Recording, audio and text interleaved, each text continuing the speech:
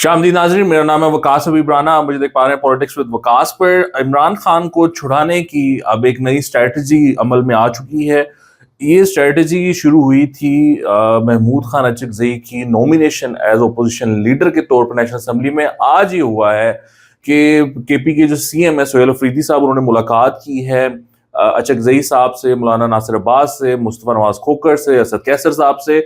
और ये वो वाला फैक्शन है ना, ये टी टैप है, तहरीक तहफ़्फ़ुज़ आईन पाकिस्तान वाला जो सिलसिला है, उस वो वाला एक सिलसिला है। तो वहां पर अब सोहेल अफरीदी साहब ने मुलाकात की है इन सब से। इसका मतलब क्या है? तो मतलब ये है कि एक कोशिश जारी है।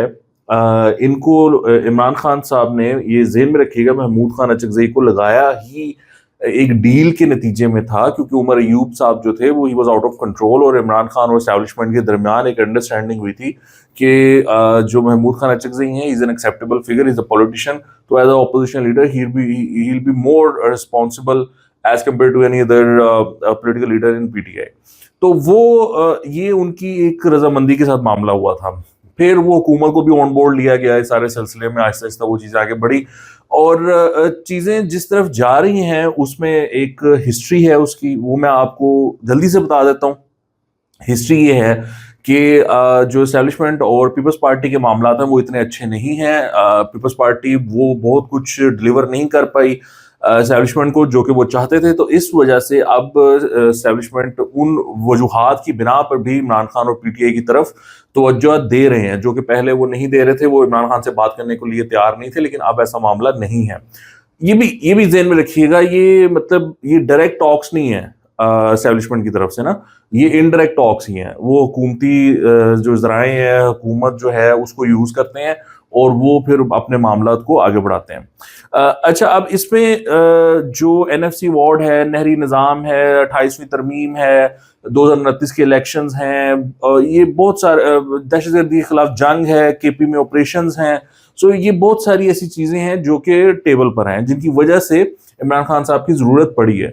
तो वो बातचीत आगे बढ़ी है। इमरान खान ने एक थोड़ी सी इमेच्योर सी बात कर दी थी कि जी इनको निकालने गवर्नमेंट को और मुझे ले आए, फौरन प्राइम मिनिस्टर बना दें। तो वो उसकी वजह से वो एक जो वो आंख जब उनकी खराब हुई थी, वो एक अपॉर्चुनिटी थी कि उनको हॉस्पिटल शिफ्ट कर दिया जाए। वो बातें चल रही थी, लेकिन वो इमरान खान की एक इमेच्योर जो डिमांड थी उसकी वजह से वो मामला नहीं आगे बढ़ सका। अब सिलसिला ये है कि जो महमूद खान अचकज़ई और मौलाना नासिर अब्बास और ये सारा जो टी टैप है, इनको अब एक्टिवेट किया जा रहा है। इस सिलसिले में ये भी बात हुई, मैंने आपको अर्ज किया था पहले कि एक मीटिंग हुई लाहौर में तकरीबन आप कह लें हफ्ता डेढ़ हफ्ता पहले, जहाँ पर सलमान अकरम राजा आए और मौलाना जो अचकज़ई साहब हैं वो उन पर काफ़ी गुस्सा हुए। उन्होंने कहा यार तुम लोग क्या चाहते हो, तुम लोग कहते हो मैं मिलूँ हुकूमत से, मामला आगे बढ़ाऊँ, चीज़ें आगे बढ़ें, और जब मैं किसी से मिलता हूँ तो तुम लोग मेरा सोशल मीडिया में मजाक उड़ाते हो, ट्रोलिंग करते हो, मुझे बुली करते हो, मुझे गालियाँ निकालते हो। और उसके बाद आपने देखा कि वीकेंड पे फिर सलमान अकरम राजा जो हैं वो अलीमा खान पे बरस पड़े, और वो उनके खिलाफ उन्होंने काफ़ी बातें कर दी कि मैं किसी को जवाब दे नहीं हूँ, मैं लानत भेजता हूँ सेक्रेटरी जनरल के ओहदे पर, ये और वो। उन्होंने कहा ये तीनों बहनें आई थी मेरे पास, मैंने इस्तीफ़ा दे दिया था कि नहीं आप जारी रखें, वगैरह वगैरह वगैरह।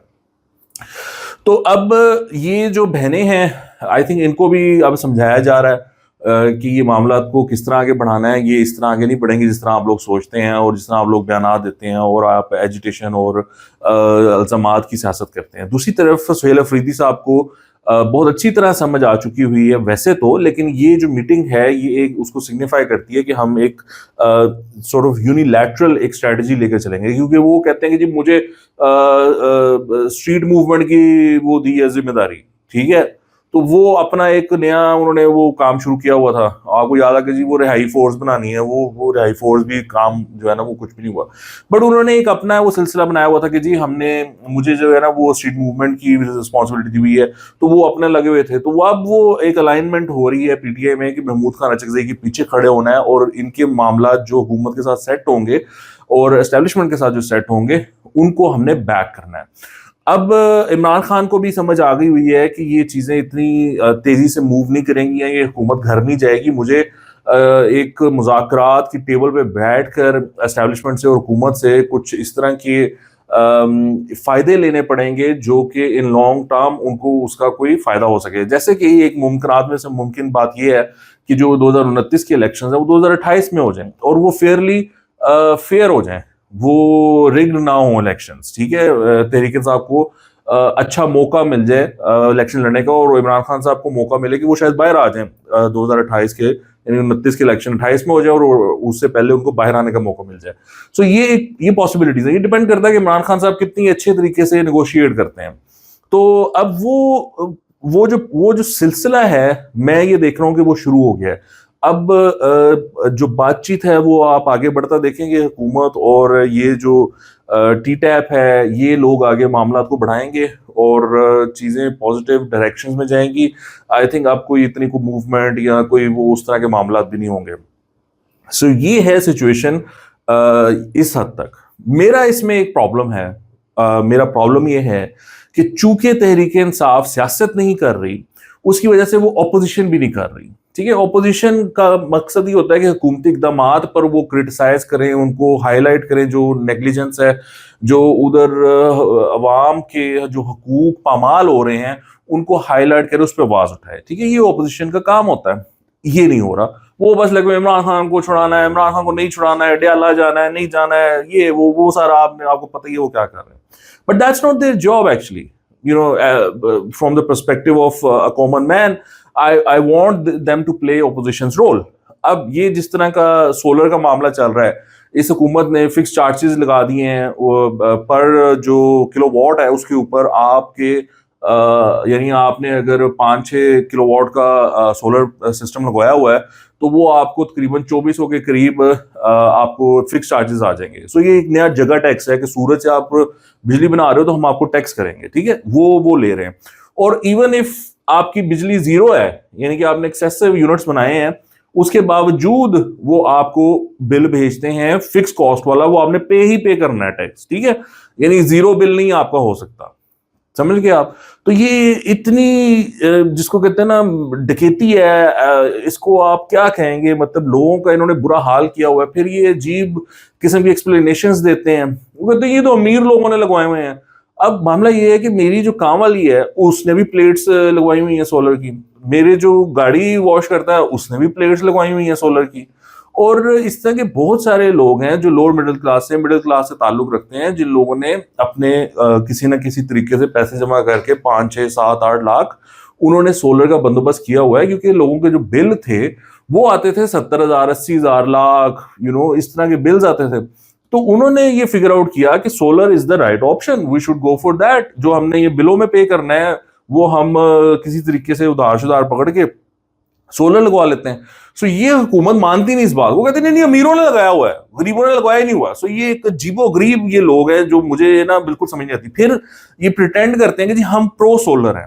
मैंने एक ट्वीट किया जिसमें मैंने कहा कि this government is anti solar. अब इनको बड़ी मिर्चें लगी उस चीज से, क्योंकि वो बाहर की जो दुनिया है उसको ये दिखाते हैं ना कि हमने रेवोल्यूशन ले आए हैं, हम प्रो सोलर हैं, हम ये हैं वो हैं. तो वो बड़ी उससे तकलीफ हुई. वो अगली ट्वीट जो वैस लगारी साहब ने की, जो मिनिस्टर हैं पावर के, उन्होंने कहा जी this government is pro solar. मैंने फिर उसको कोट ट्वीट करके कहा दिस इज अ लाई. और मैंने अपना बिल साथ लगाया जिसमें मैंने बताया कि ये इस वजह से ये झूठ है क्योंकि ये 0 यूनिट्स कंजम्पशन पर इन्होंने मुझे 2400 रुपया फिक्स चार्जेस भेजे हैं और बाकी टैक्स मिलाकर 2800 रुपया इन्होंने टैक्सेस टोटल मिलाकर वो मुझे भेजे हैं. सो ये हुकूमत कोई प्रो सोलर शोलर नहीं है, ये तो बात पक्की है. और अगर मैंने उसमें वजीर आजम साहब से ये इल्तिजा की है कि अगर आप चाहते हैं कि आपकी आउटलुक या आपकी लेगेसी ये हो कि आप प्रो सोलर है, तो you should fire this minister Awais लगरी because he is anti solar. वो तो उन्होंने बड़ी तगोदो की है इस चीज पे. और ये इन्होंने 2 नंबरी भी की है, यानी इन्होंने मैनिपुलेट किया है. पहले इन्होंने कहा कि जी हम ना ये करने जा रहे हैं कि जी यूनिट जो है ना वो 8 रुपए का होगा, 22 रुपए का नहीं होगा. उसमें बैकलैश आया. प्राइम मिनिस्टर ने कहा जी नेपरा को कहे ये ना करे. अच्छा, उन्होंने वो कान इधर से पकड़ रहे थे, उन्होंने घुमा के पकड़ लिया, उन्होंने फिक्स चार्जेस लगा दिए. सो एंड जो वो करना चाहते हैं वो अचीव कर रहे हैं. वो कह रहे हैं इस अवाम का हमने गला घोंटना है. क्यों? क्योंकि वो आईपीपीज जो हैं इनके कुछ खानदान है बड़े और वो लोग फंडिंग कर देते हैं इलेक्शंस में, अरबों रुपए की फंडिंग हो जाती है, तो उनको भी खुश रखना है और वो उनको पैसा दी जा रहे हैं, खिलाई जा रहे हैं, गर्दिशी कर्जे और पता नहीं क्या क्या, और उस चक्कर में अवाम का खून चूसी जा रहे हैं.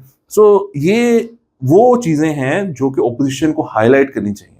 اپوزیشن ایگزسٹ ہی نہیں کرتی پاکستان میں, پی ٹی آئی اپوزیشن کرنے کو تیار نہیں ہے, جماعت اسلامی کا پتہ کوئی نہیں ہے, مولانا فضل الرحمان تقریباً حکومت کا حصہ ہے, پیپلز پارٹی ویسے ہی حکومت کا حصہ ہے, وہ پیچھے رہ گئے, وہ مفتاح اسماعیل اور شاہد خاقان عباسی, وہ کہیں کہیں ان کے جو ایشوز ہیں وہ اٹھا لیتے ہیں. مفتاح اسماعیل نے وہ ڈیزل کے ایشو اٹھایا which is great. تو وہ کام کرنا چاہیے تحریک انصاف کو, because Tehreek Insaf is the biggest opposition. بہرحال وہ ان کو کوئی لتی چڑی نہیں ہے, کوئی ٹینشن نہیں ہے کہ عوام کے مسائل ہیں یا ہم اس کے بارے میں آواز اٹھائیں, which is a shame I must say. اور ناظرین دوسری طرف اقرار الحسن صاحب ہیں, who's a former anchor and now a politician, انہوں نے ایک جماعت بنائی ہوئی ہے.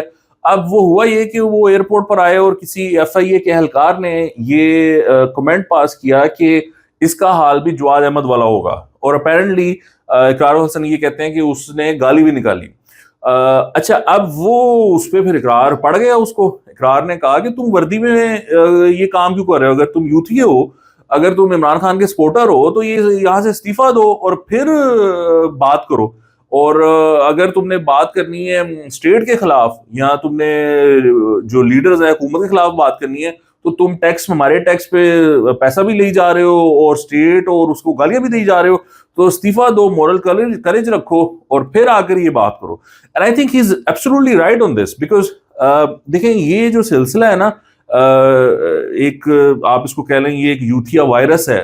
اس میں مسئلہ یہ ہے کہ یہ لوگ سمجھتے ہیں, تحریک انصاف کے جو سپورٹرز ہیں اور وہ یوٹیوبرز بھی ساتھ ہی ملے ہوئے ہیں, کہ وہ سمجھتے ہیں کہ عمران خان جو ہیں وہ کوئی اینٹی اسٹیبلشمنٹ ہے. وہ مولانا طاہر اشرفی کو بھی انگلینڈ میں وہ ان کا جو وہ وہاں کا میرے خیال سے صدر ہے پی ٹی آئی کا, وہ ان کو پڑا ہوا تھا, ان کی ٹانگ کو وہ چمٹا ہوا تھا, تو وہ بھی یہی اس طرح ایکٹ کر رہا تھا جس طرح یہ پرو اسٹیبلشمنٹ ہے, یعنی طاہر اشرفی, اور عمران خان از anti establishment.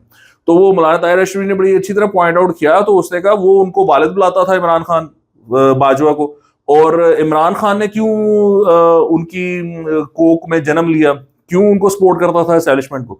So the thing is کہ عمران خان نے 2018 کا الیکشن چوری کیا باجوہ اور فیض کے ساتھ مل کر, جبکہ نواز شریف وہ الیکشن جیتا ہوا تھا. اب چونکہ وہ 2024 میں بھی وہ سیم چیز ہوئی, تو یہ جو لوگ ہیں یہ 18 کو بھول جاتے ہیں, کہتے ہیں نہیں 18 کا الیکشن تو بڑا اچھا ہوا تھا, عمران خان جیتا تھا.